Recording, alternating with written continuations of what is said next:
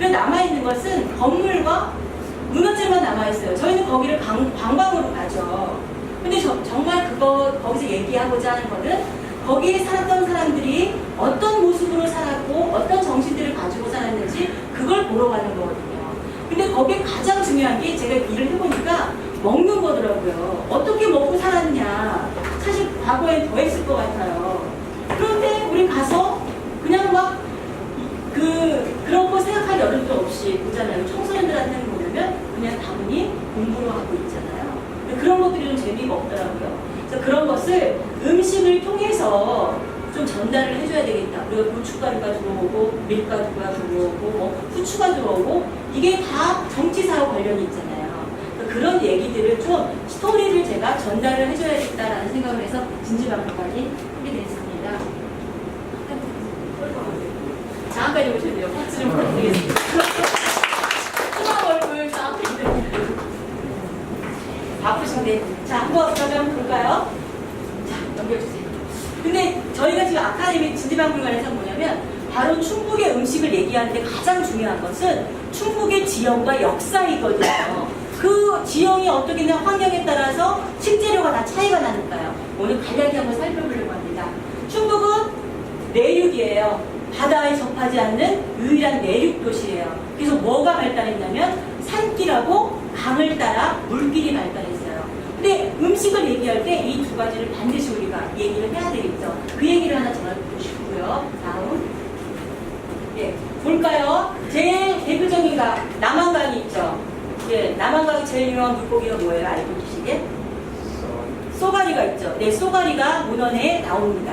그 다음에 금강. 자, 불러볼까요? 네, 이렇게 배를 타고 올라가고 금강. 네. 사실은 사찰의 스님들이 움직일 때 유적 조사를 해보면요, 이 남한강에 60km 간격을 두고 사찰이나 원지가 있었다는 그 결과가 나와요. 그게 뭐냐면 사람이 걸어서 움직일 수 있는 게 하루에 60km인 거예요. 60km마다 스님들이 머물 수 있는 지금의 여인숙이나 민박집 같은 거 있죠. 아예 사찰에서 그 원을 했잖아요. 사찰이 있었잖아요. 그러니까 사찰을 볼 때 남한강과 여주 신륵사부터 시작해서 그 키로를 계산해 보면 60km마다 이동했다는 걸 알 수가 있죠. 또 금강이 있죠. 예, 옥천, 영동. 자, 금강 물어볼까? 한 번 더 물어주면 네. 금강이 있습니다. 그래서 금강을 띄고 문화가 완전히 틀려요. 남한강과 금강과 민속 문화가 틀려요. 특히 금강은 뭐냐면 돌이 잔자갈들이 많잖아요. 그래서 잔자갈들을 이렇게 쌓아서 만든 그 민간신앙 그런 탑들이 많이 만들어져요. 지금도 그런 문화재들이 많이 있죠. 볼까요? 그래서 문화를 얘기할 때 그 다음에 우리 붕어하고 굉장히 중요한데 1980년대에 전기도 만들어야 되고 막 개발이 막 이루어졌잖아요. 그러면서 댐을 많이 만들어요. 이 댐에 붕어들을 많이 풀었단 말이에요. 충주댐, 괴산댐, 대표적인 댐들이 있습니다. 다음. 그러면서 댐을 만들면서 어떻게 돼요? 이주를 시키잖아요. 그렇죠? 대청댐도 그랬고, 그 다음에 그 청풍 같은 경우에도 그랬잖아요. 그래서 수몰지구가 생기고, 그러니까 이 변화가 생기잖아요. 지역적인 변화가. 그래서 대청댐, 여러분 아시겠지만 이 대청댐에 뭐냐면 1980년에 완공한 댐입니다. 1980년대가 굉장히 전국적으로 댐이 많이 만들어졌거든요. 다음. 그 다음에 남한강댐이에요. 이거 1985년에 완공을 하게 됩니다. 다음. 그럼 저수지도 굉장히 중요해요. 물고기나 붕어는 유속이 빠른 걸 싫어해요. 잔잔한 물을 좋아한단 말이에요. 그래서 저수지들을 많이 만들었는데 그 중에 들어오세요. 우리 홍대기 작가님 보십니까? 오늘 촬영을 좀 해주셨다 해서. 자, 여기 지금 보시면 가장 충북의 대표적인 저수지 여러분 알고 있는 거 뭐 있어요? 의림지요. 시대가 언제라고 해요?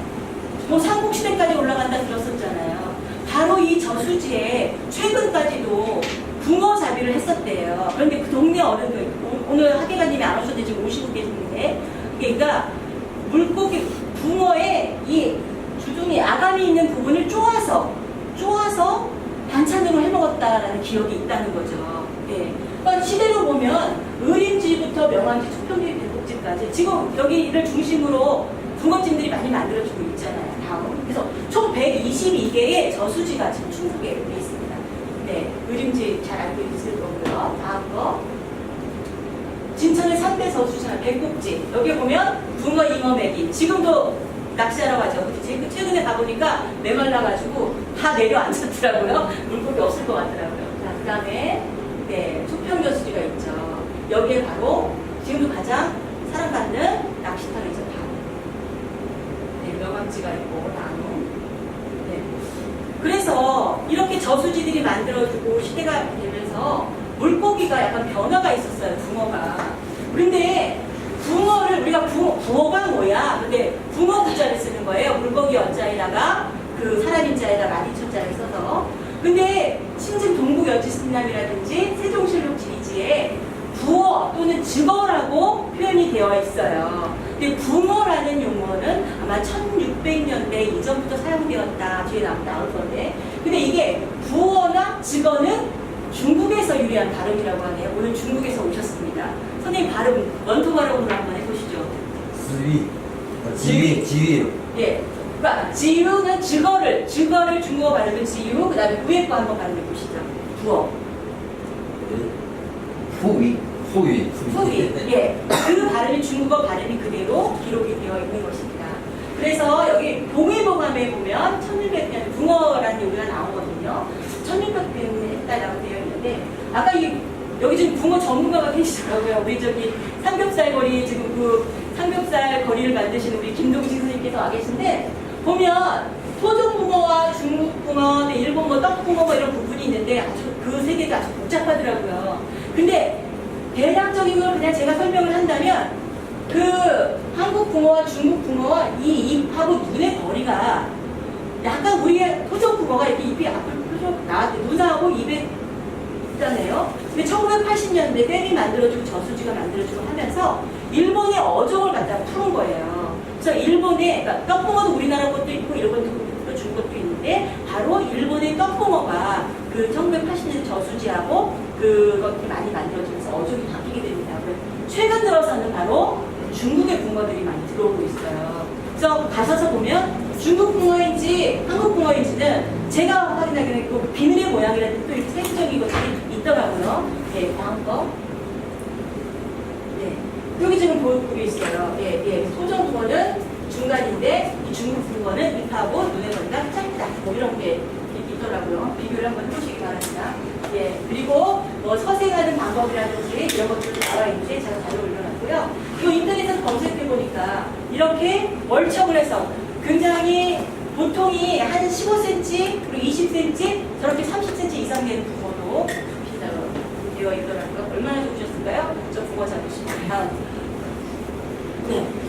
그리고 중요한 게 유적에서 있잖아요. 그럼 도대체 이 요리 찐요리 같은 걸 언제부터 해먹은 거야? 이런 건 기록이 없으면 알 수가 없잖아요. 그렇죠? 근데 기록이라는 게 문헌에 나와 있는 게 아니라 이렇게 유적의 보고와 발굴을 통해서 얻어지는 그릇들 있잖아요.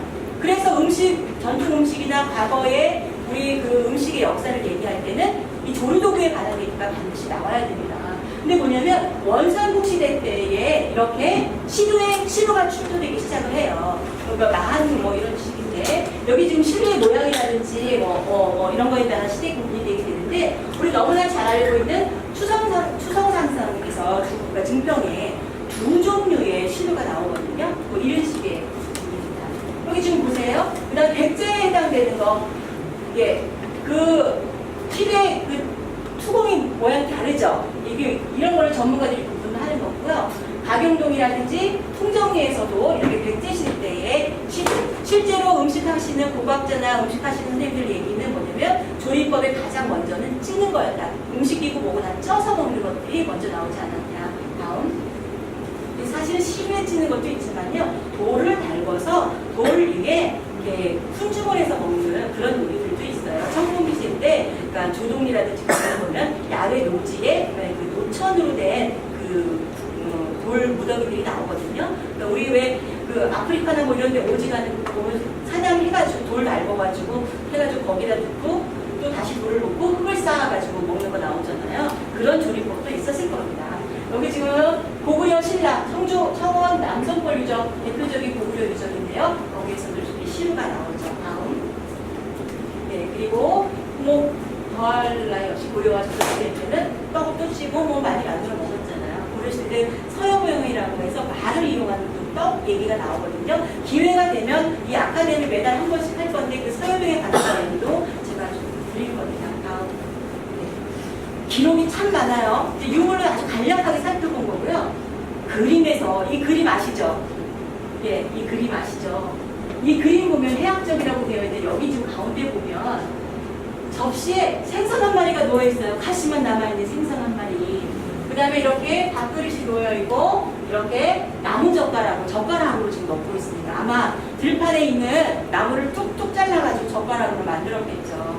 저 고기를 우리나라 사람들은요, 그 삼겹살 와 계신데 굽는 요리에 능하지 않았어요. 우리 조상님들이. 그래서 기록에 보면 조선시대 때에 돼지를 어떻게 구웠냐면 통째로 구운 거예요. 그래서 돼지 내장이 터져가지고 뭐 아주 보기 흉했다 이런 기록들이 좀 있어요. 그러니까 그 돼지를 잘게 손질해서 예쁘게 굽고 이런 거는 조금 더 올라오는 시대가 떨어지는 것 같아요.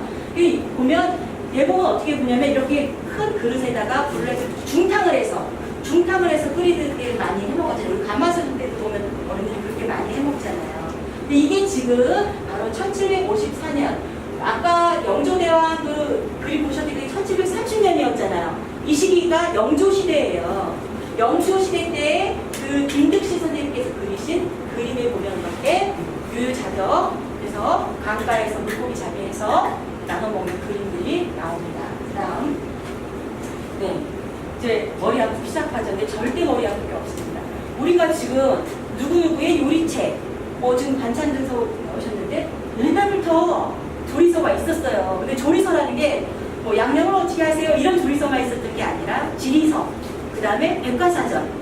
옛날에도 그런 게 다 있었거든요. 거기에 보면 이제 기록들이 있는데 붕어에 대한 가장 이른 기록은 1530년에서 나오는 그 신진국 동국 여지승남의 그 붕어에 대한 이야기가 부어라고 해서 나와요. 세종실록 지리지에도 전국지리지에서 물에 그러니까 붕어 그 어종이 이런 것들이 있었다. 부어라는 것이 있었다. 이런 기록이 되어 있죠. 그런데 이게 재미있는 기록입니다. 충북 지역에 붕어에 대한 기록이 되어 있는 게 있어요. 그런데 그게 뭐냐면 가장 대표적인 것이 가서 고사촬유라는 것인데 이거는 그냥 유서예요. 유서, 교양서예요. 그런데 1554년에 기록이 되어 있는 백과사전인데 여기에 뭐가 되어 있냐면 제천 단양의 토상품으로 기록이 되어 있어요. 향토, 그러니까 토상품으로. 근데 이거를 왜 기록하게 되냐면 임금님한테 토상품을 다 조사를 한 다음에 진상을 하잖아요. 그렇죠? 임금한테. 근데 옛날에 임금할 때 노루가 됐든지 전복이라 됐든지 생물로 올라가는 게 없어요. 다 말려요. 조기도 그렇고 다 말려요. 말려서 올라가는데 바로 그런 것들을 징수를 하려면 토상품이 뭐가 있는지를 알아야 되잖아요. 그런 조사가 다 되어 왔는데 충북 지역에서 붕어가 토상품으로 기록된 것은 바로 1554년에 고사촬유가 처음입니다. 네, 거기에 붕어, 제천 단양에 붕어가 기록이 되어 있어요. 그 다음에 이제 1757년에 나온 그 여지도서에 명조 때 이제 건데 아까 그 회음도 브랜치시하고 거의 같죠. 그때 바로 충주 지역 이제 그 제천 단양 빠지고 충주에 바로 물산으로 토상품으로 붕어의 이야기가 나옵니다. 다음. 예, 그러니까 시기적으로 알 수가 있겠죠. 그러면 고조리서에서 부어찜은 어떻게 기록이 되어 있느냐? 이게 뭐냐면 그렇다고 이게 붕어가 우리 지역에서만 나는 거냐? 그렇지 않아요. 그런데 우리도 먹었던 음식이에요. 그렇죠? 그리고 내륙지방이고 남한 붕어는 물가에 강하게 많이 사는 거기 때문에 그래서 여기 지금 보면 주식시 시대로 주식시 그러니까 1800년대라고 되어 있는데 이거는 뭐냐면 대전에 은진송씨 동춘당 그 종택에 보관이 되어 있는 바로 한글로 되어 있는 조리서입니다. 이렇게 한글로 되어 있어요. 여기 이제 원체는 이렇게 되어 있지 않은데 저희 이제 제가 수업을 다닐 때 여기 교재거든요. 원본은 따로 받을 수가 없으니까. 그래서 이 안에 보면은 이렇게 한글로 되어 있습니다. 그 다음에 규합총서가 그 현대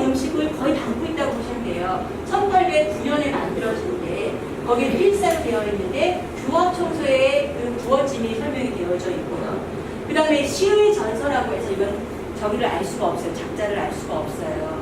그런데 이거는 19세기 말에, 그러니까 1800년대 말에 된 걸로 보이는데, 이게 뭐냐면 이거를 적은 것은 1919년에 우리 반찬등속이 나왔을 때하고 비슷한 시기죠. 그거를 원본을 필사를 한 것으로 추정을 하고 있어요. 다음 넘겨볼까요? 여기 지금 보시면요, 규합총서에 이제 되어 있는 거랑 여기 지금 시의전서에 나와 있는 내용들을 보면, 주식 시에는 어떻게 되냐면 붕어 배를 갈아서 내장을 빼고 그 안에 어만두 속을 넣게 돼 있어요. 그런데 붕어 규합총서에는 이 속에 아무것도 안 넣어요. 아무것도 안 넣어요. 그런데 그 뒤에 나온 시의전서에는 뭐냐면 여기에 다시 속을 넣게 돼 있어요. 그러니까 부어찜에는, 지금 부어찜하고 다르게 부어찜에는 이 속에 무언가 들어갔어요. 자, 어떻게 들어갔는지, 어떤 맛인지 지금부터 한번 보여드리겠습니다. 요건 지금 현대의 부어찜이에요. 이게 어디의 부어찜이냐면 그 조평에 그 송이집 아시죠? 송이집. 송이집에 그 제일 큰 걸로 이거 사진 찍으려고 며칠 전에 가서 먹고 왔어요. 이게 왔는데 이게 지금 그래서 이 붕어가 중국산인지 이런 거를 보니까 표시가 나더라고요. 이제 알겠더라고요. 그래서 지금 가면 정말 이런 붕어찜이 길들여져 있을 거예요.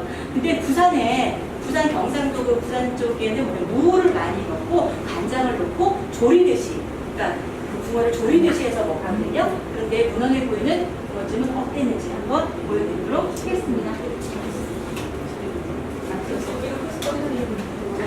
어디 손질을 다 해놨어요. 저기 하나. 오늘 KBS에서 제가 연락한 게 아니고 어디서 찾아서 오셨는데 가끔 전에 잠깐만 기다리는데